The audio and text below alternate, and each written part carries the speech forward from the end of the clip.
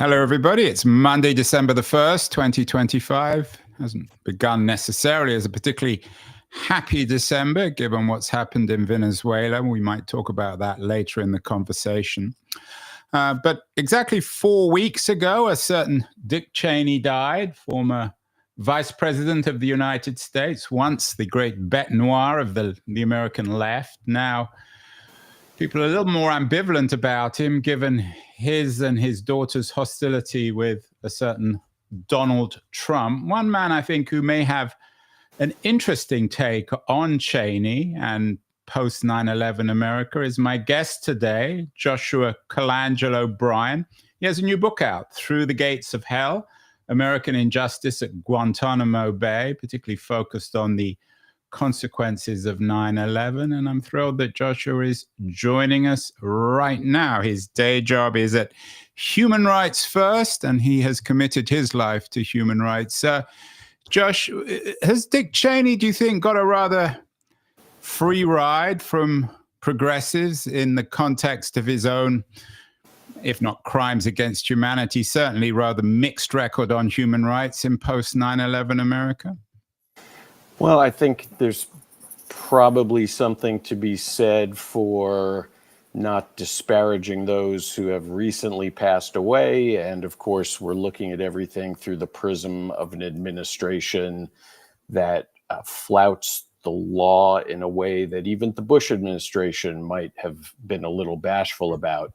Having said that, Vice President Cheney, his counsel, Donald Rumsfeld, people in Rumsfeld's office were certainly more than instrumental in the creation of a disastrous detention operation at Guantanamo, not to mention a disastrous war in Iraq, among other things. So as a policy matter, it's hard to look back on the Cheney years and have a warm spot, particularly if you're interested in the rule of law, human rights, and that sort of thing. But even if you're interested in just cohesive, thoughtful national security policy. Having said all that, the fact that, even he believed Donald Trump was going too far certainly says something about the Trump administration. Your book has a pretty dramatic title. Josh, I'm not sure if you chose the title, Through the Gates of Hell, American Injustice at Guantanamo Bay. How did you get involved in Guantanamo and the detention there? Tell me your story of not just Guantanamo, but perhaps your lifelong commitment to human rights. So starting in the late 90s, I began working in Kosovo, doing first humanitarian aid, and then a little bit later, working on war crimes cases with the United Nations, which certainly was a formative experience when it comes to human rights issues, international law, and the like.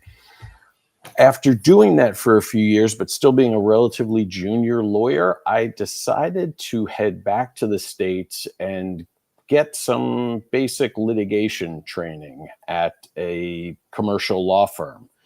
That's where I was in 2004 when the Supreme Court issued a ruling saying that, contrary to the government's position, even foreign detainees at Guantanamo Bay had rights they could assert in court. And I got a call from a friend asking if we would be interested in representing people there pro bono. It seemed like a great opportunity to do nuts and bolts litigation, but in the context of really important international and domestic law issues. And most fundamentally, it was appealing because at the time, the government was saying that because it was detaining foreigners in Guantanamo, there was no jurisdiction to hear their cases. And even if there was jurisdiction to hear their cases, nobody had a single right they could enforce in court, including the right to be treated humanely. That just sounded wrong to us as lawyers on a most fundamental level. And so really, as a matter of principle, we decided to get involved in the case. and ended up being one of the very first little groups of lawyers to head down to the base in the fall of 2004. Josh, this notion of Guantanamo as hell, you're not saying not the first or probably the last human rights person to make that comparison. Is your story, though, in Through the Gates of Hell, is it appalling because of the innocence in particular of some of the characters that you were working with, one in particular from Bahrain? Or is it just the profound injustice of Guantanamo, of what it was like to be kept in this prison, whether or not you were guilty? People who believe in the rule of law will rightly say that everyone is entitled to be treated humanely, that nobody should be arbitrarily detained, let alone, potentially for their entire lives. So those principles, which were completely ignored at Guantanamo, should always be observed. I think it highlights the practical necessity for those principles when you have people who in fact are not even alleged to have taken any action against the US, but who end up at Guantanamo. And in fact, that was a majority of the detainees. So even if you're someone who says you don't care about human rights, and if a few people have to be harmed to keep us safe, what rationale would there be to mistreat and detain people that not even our government accused of doing anything against us? It really just highlights the critical need for rights to be respected.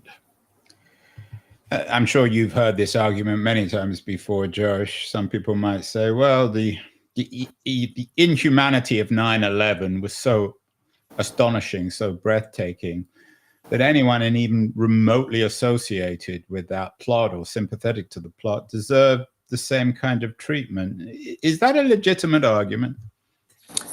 I understand the emotional appeal of that argument, particularly as a New Yorker. It is not in any way a fair statement of the law, nor is it how America had dealt with armed adversaries before. I mean, it's hard to think of a more inhumane batch of people than the Nazis, but that didn't mean that we stopped observing the laws of war entirely when we were fighting the Nazis. And certainly, I think anyone would be hard-pressed to say that Al-Qaeda is somehow worse than that, even if arguments about, perhaps equivalence could be made. But the bottom line is you don't get to ignore the law just because somebody else has. And again, the whole line of reasoning is predicated on the idea that somehow you have grabbed the people who are responsible for 9/11 and you'll get revenge against them. The majority of people in Guantanamo, forget 9/11, weren't even accused of taking action against the US. So why should there even be a base emotional satisfaction in abusing someone who's not the person who actually harmed your country to begin with? I want to come back to the conditions in Guantanamo in a few minutes, Josh, but you mentioned the Nazis. Often they come up in these sorts of moral equivalent conversations. I'm not sure if you saw the new movie Nuremberg, which is also about human rights and bringing injustice into the court. Can we historicize human rights? Could we argue that international human rights, where you've dedicated your life to, you've spent all sorts of, you've invested time in suing Turkey, you've written about the current crisis in Syria, so you have a very global dimension on this, that the global narrative on human rights was ushered in at Nuremberg, and that perhaps in a way these are the two bookends, Nuremberg and Guantanamo, at least in terms of US involvement? Certainly human rights as such is a concept that began to get formalized, as you say, after World War II, and in direct response to those unspeakable atrocities. Formally speaking, we could also talk about the law of war, which is in theory distinct. That also was very much further developed following World War II and those atrocities. So, you know, I think at times people imagine international law as being something that was created just to bind our hands and to keep us from making ourselves safe. In fact, it's something that the US was very heavily invested in creating in response to horribly brutal acts that were perpetrated. I mean, a practical response to things that human beings were doing that no reasonable person would have ever wanted to see done again. We could spend lots of time criticizing George W. Bush, Rumsfeld, and even Cheney, even though he's been recently departed.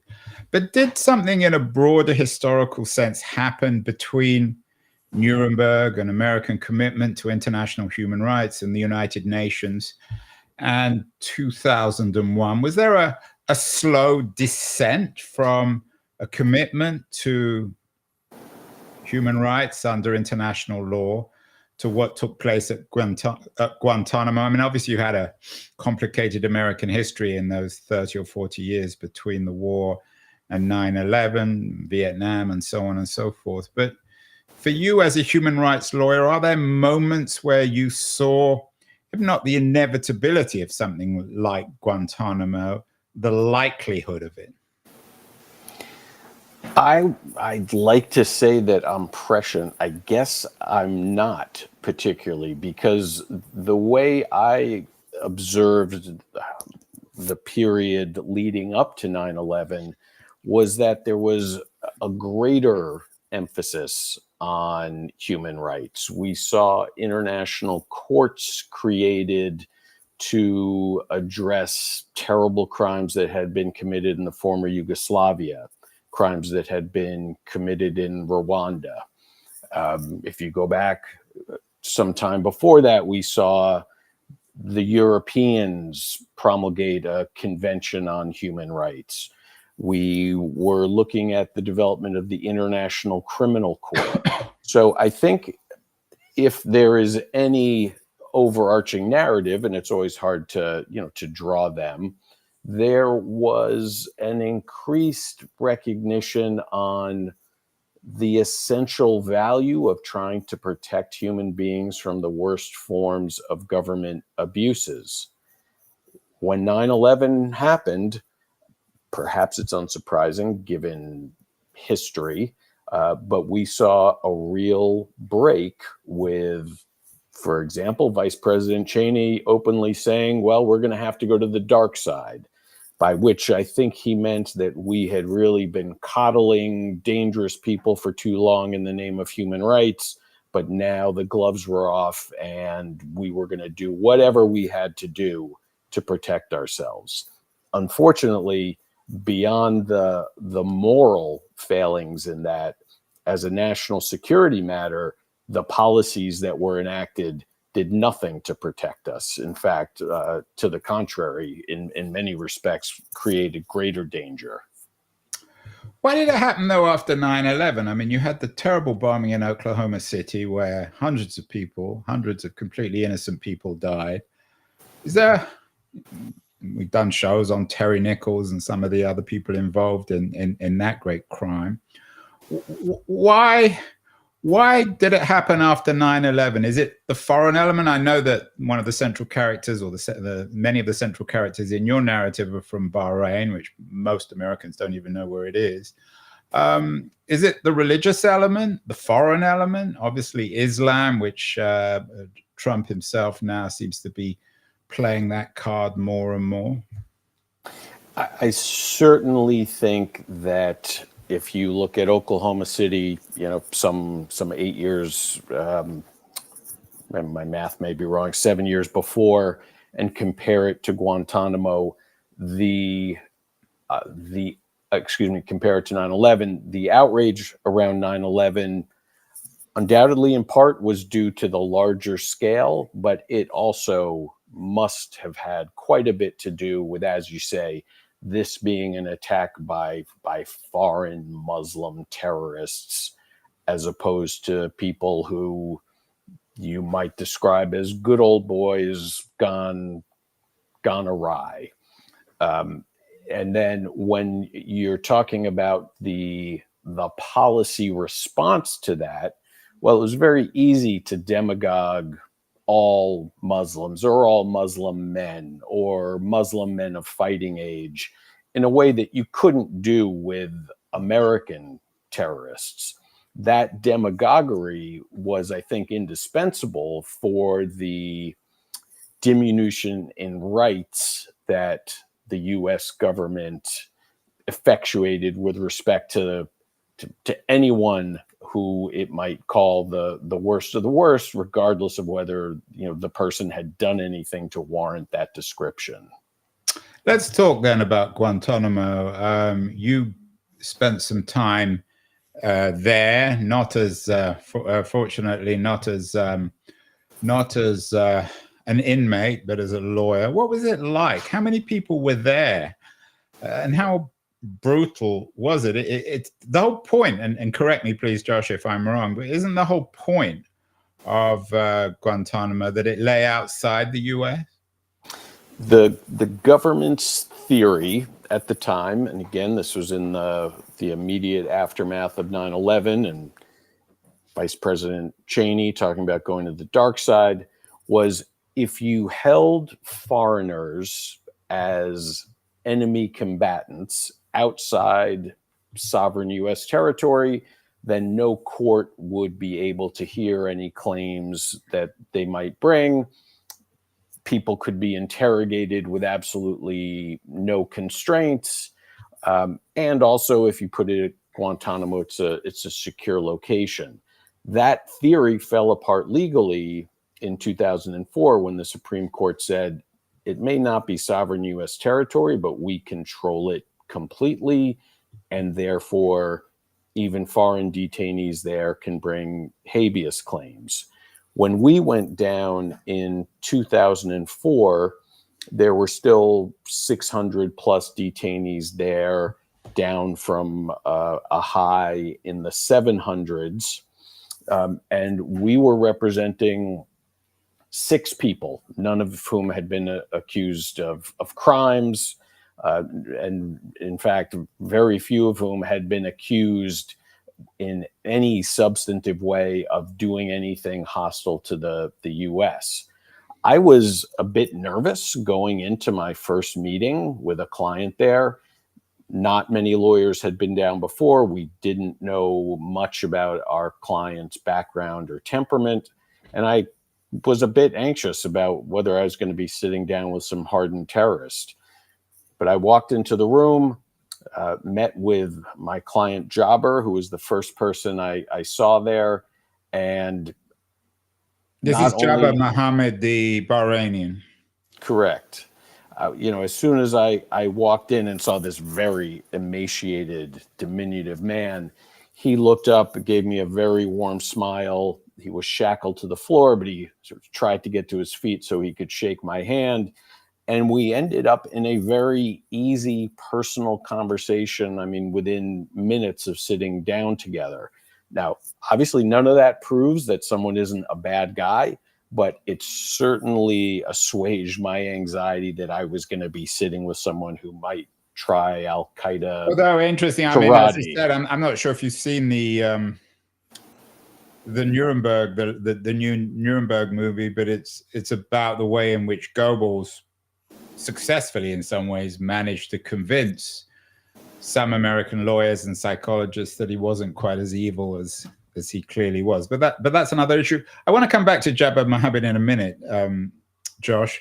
But coming back to Guantanamo itself, I mean, how bad was it compared to a standard prison? Was it just a place where guards would beat up inmates? Would they be starved? Would they be waterboarded? Would they be tortured in other ways? There were all manner of physical and psychological abuses perpetrated there, which I suppose is not surprising when you start with the premise that you are going to be holding the worst of the worst at a prison beyond the law. You tell guards and other staff that they're responsible for detaining the people who, put 9/11 into operation. And so as a result, there were many examples of pure physical beatings. There were examples of bizarre and illegal interrogation techniques, like female interrogators putting red dye on detainees and saying it was menstrual blood in an attempt to keep the detainees from feeling that they could pray and rely on their religion for strength. There were hunger strikes during which people were violently tube fed multiple times a day. There was very serious use of isolation to house people without human contact. So it was quite different from any prison you have in the U.S., given that it began as a place with really no standards at all, that had people held in outdoor cages with banana rats and scorpions and other creatures coming in and out. I will say that the worst of it occurred before lawyers began to go to the base in 2004. And I don't think that is at all a coincidence, because really the people there had been utterly voiceless until attorneys began to arrive in small numbers. Who is And the worst, accountable for this? For these, I guess, crimes against human rights. I know you write extensively about Rumsfeld, Cheney, Bush. I mean, who knew about this, or was it just kind of anarchy there, and the guards were able, if they were in a bad mood, to behave in any way they wanted? There are a range of dynamics at work. One is that the civilian leadership in the Pentagon created a set of interrogation techniques that were permissible to use, all of which we would undoubtedly consider illegal if they were ever used. Is that you? Is it John Yoo? Is he involved with that? He was involved in drafting a legal memo that said, among other things, if you weren't experiencing pain similar to what you would with organ failure, then you weren't experiencing torture. He said that if the president ordered something to be done effectively, that couldn't be torture. And all of this underpinned an interrogation program that two psychologists came up with. And bizarrely, they based their interrogation program on a military training that is designed to help service members resist interrogation by the Chinese or the Soviets historically, who were interested in getting false confessions. So the entire program is premised on interrogation techniques used by our Cold War adversaries, not to get legitimate, actionable intelligence, but just to get people to say whatever it is that their captors wanted. Like a new slant on the Manchurian Candidate. Let's come back to your clients and what later turned out to be your friends from Bahrain. Tell me about their background, what they were accused of doing, and what they actually, in your view at least, did or didn't do. So all 6 clients had Bahraini citizenship. One client, Jabber, also had Saudi citizenship. Bahrain is a tiny island nation that sits just off the coast of Saudi, for people who are not studying their Persian Gulf maps all the time. Our clients, and a rather unpleasant state. I mean, certainly in terms of its absence of human rights, for better or worse. Oh, absolutely. Absolutely.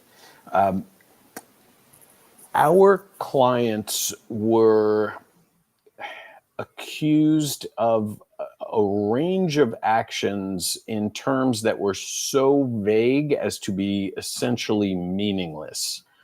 For example, one client was accused of meeting a certain man, and it was said that that man later fought on the front line against the Northern Alliance, which was a U.S. ally in Afghanistan.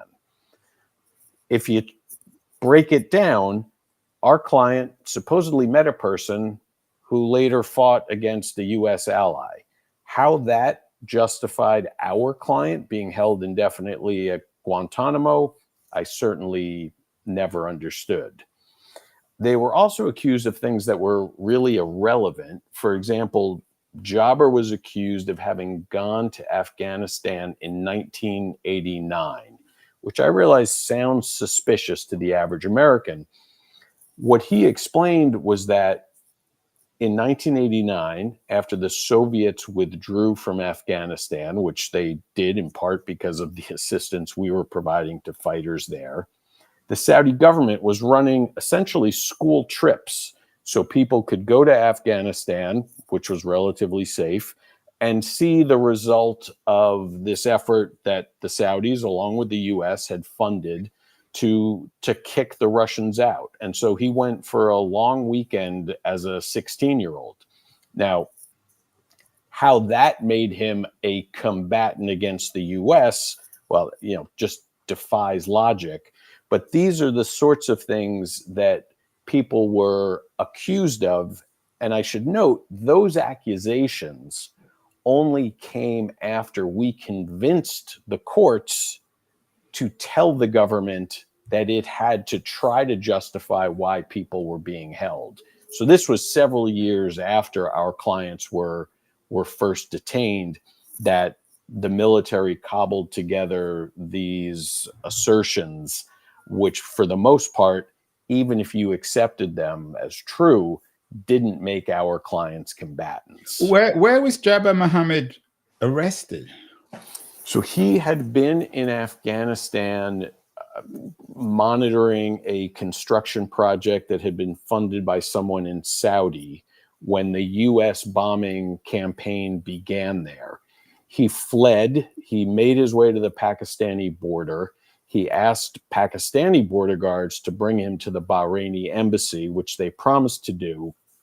But almost immediately, he was arrested, put into a Pakistani prison, and then later transferred to U.S. custody, almost certainly in exchange for a bounty, which, as Donald Rumsfeld so poetically put it, the U.S. was dropping flyers offering bounties like snowflakes in Chicago in December.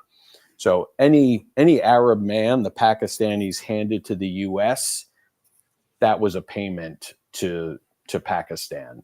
So we're almost certain that's how Jabbar ended up in U.S. custody in Afghanistan. And based on all accounts we have heard, if you were an Arab man in U.S. custody in Afghanistan, that was a one-way ticket. So that was a one-way ticket to Guantanamo and not to just some other camp somewhere else? So interestingly or terribly, civilian leadership in the Pentagon told the uniformed military not to hold the battlefield hearings that the military had long conducted to determine if it was holding a soldier or just a goat farmer. So there was no process applied to any of those people in Afghanistan. And as a result, not only do you have the terrible human consequence of innocent people being shipped to Guantanamo, but you have a situation where even early on in Guantanamo, the commanders there were saying things like, sometimes we just got the wrong folks, because no process, anyone handed to you goes to Guantanamo, obviously there are going to be mistakes. Surprise, especially given the Saudi authorities' association and highly controversial association with bin Laden and many of the other plotters. So your book, Josh, is about your relationship with some of these people you were defending and the development of a kind of friendship. There are lots of books written about relationships between lawyers and people in prison. Is the fact that these guys were innocent, what does that add or subtract from the narrative? In a way, wouldn't the narrative be more compelling if they were actually guilty? Well, I was writing nonfiction, so I had to Yeah, I'm play not the saying cards I'm not suggesting you should I was lie, but dealt. No, of course. I mean, I think that's a judgment that a certain reader might make. For me, though, while, as I said, we started the case really as a matter of principle, it just didn't seem right that people could be locked up forever without a hearing. To put it mildly. To put it mildly, the fact of developing personal relationships and coming to care personally about people, and then seeing that the government had no evidence to suggest that they were bad guys, made the situation almost cease to be a matter of principle and made it one of a very personal nature. And I think we would have done our duty as lawyers regardless of what the clients were credibly accused of. But when someone who has become your friend is being held potentially forever in solitary confinement and subjected to bizarre and disturbing interrogations, and there's no legitimate basis to hold him, well, that's a very animating scenario to find yourself in as a lawyer. And it certainly pushed me to be actively engaged on the case in one way or another almost every minute of the day. Did it make you embarrassed as an American to see such a, what seems to be, at least in the way you're telling it, a self-evident example, not just of injustice, but of injustice layered on injustice, given the nature of conditions at Guantanamo? Sure, although it was it was a little over a year before we first went down that the U.S. invaded Iraq. So my embarrassment level was already quite activated. This certainly didn't help that, but I was, well aware of the fact that most of the world rightly was viewing our response to 9/11 as being somewhere between immoral, misguided, and disastrous. And that was certainly a feeling that I made known to our clients. Did these guys, you got them finally, you got most of them off. I know Jabbar Mohammed was let out. Did they get an apology? Were they recompensed or compensated in some way for this injustice? No. And the few efforts that people made to force some kind of compensation, were summarily thrown out. What Jabbar in particular got right before he left was a form he was asked to sign saying that he would not rejoin Al-Qaeda or the Taliban to fight. He pointed out to the colonel who gave him this form that it didn't really make sense because he had never done that before. The colonel said, he understood, but it'd be a really nice gesture if Jabbar signed it anyway, which he did, given that his priority was to get on a plane out of there.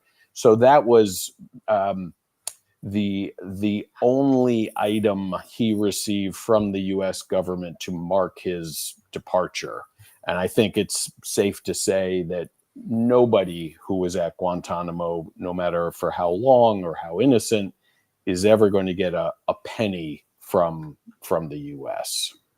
It's certainly a moral stain. What is the lesson then? You're not the first person, Josh, to write about the injustice of Guantanamo and what conditions were like there. What, very briefly, would you like people to learn from Through the Gates of Hell? Why should people read this book? At the core, it's a story of a personal relationship between an American lawyer and a Saudi Bahraini detainee that developed in maybe the world's most notorious prison. I think it is instructive at this point, particularly because Jabber was one of the worst of the worst. He was in a group that was fully vilified by the U.S. government, and he had his rights trampled on because of that. Right. Just to be clear, he wasn't. He was part of the worst. I mean, he was considered the worst of the worst. He was called. He was completely innocent. And nonetheless, he, like everyone else there, indiscriminately was called the worst of the worst.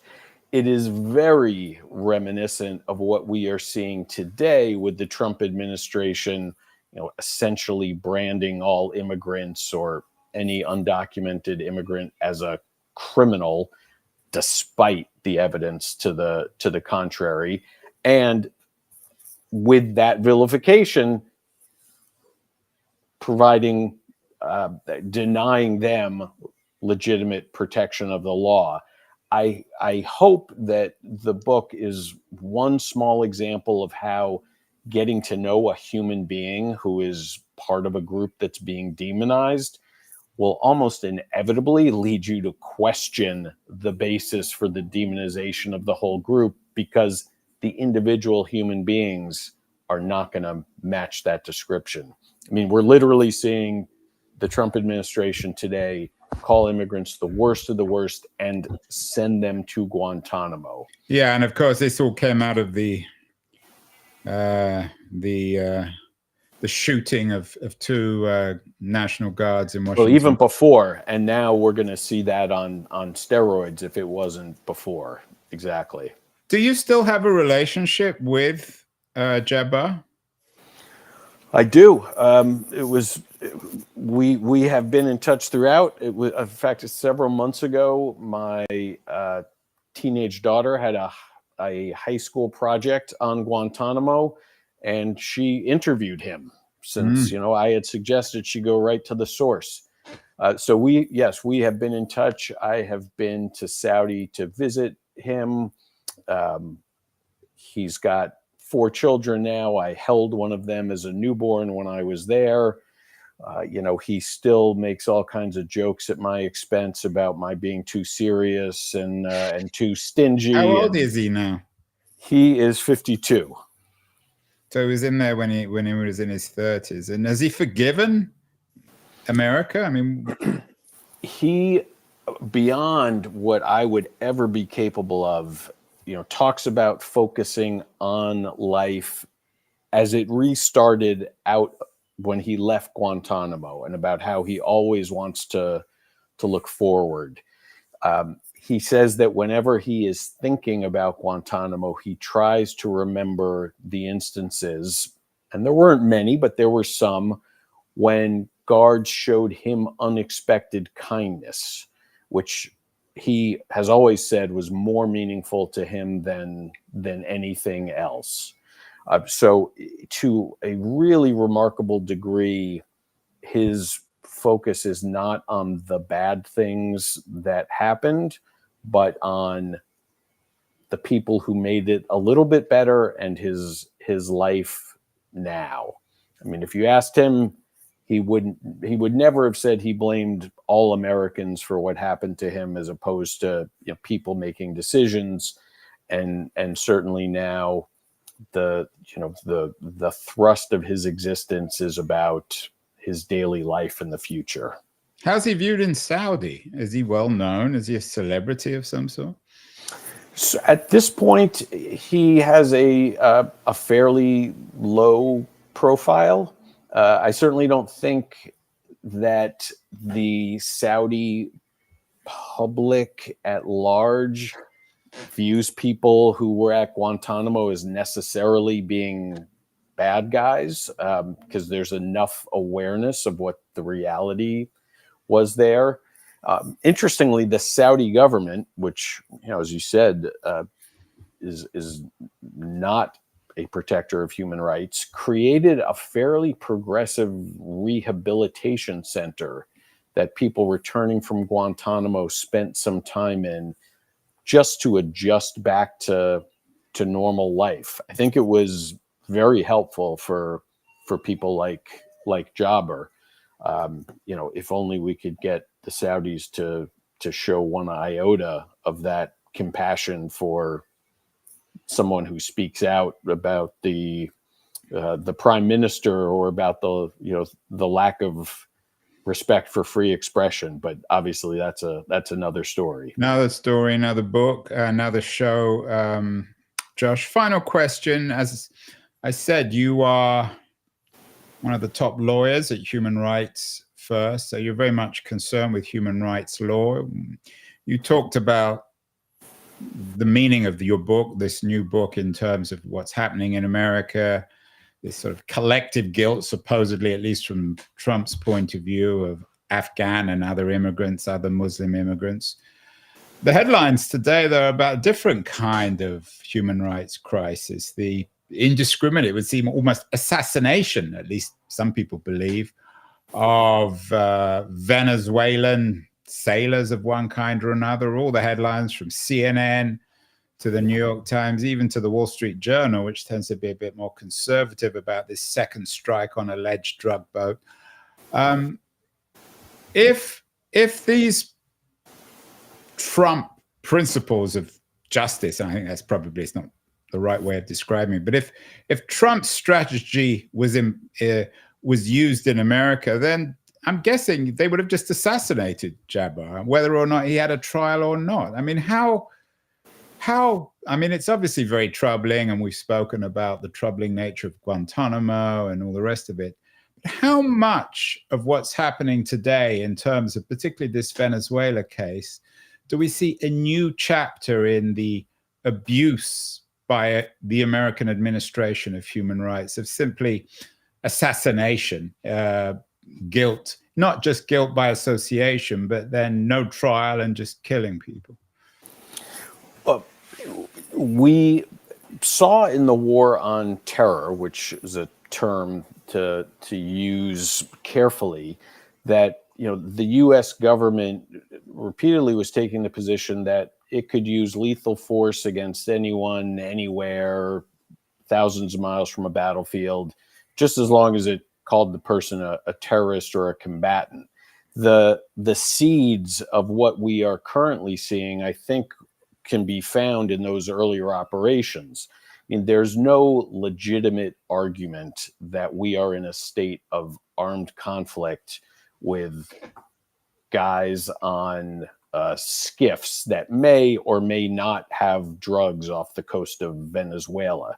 So there's no legitimate argument that you can use military force in that context, where at most people are committing a criminal act.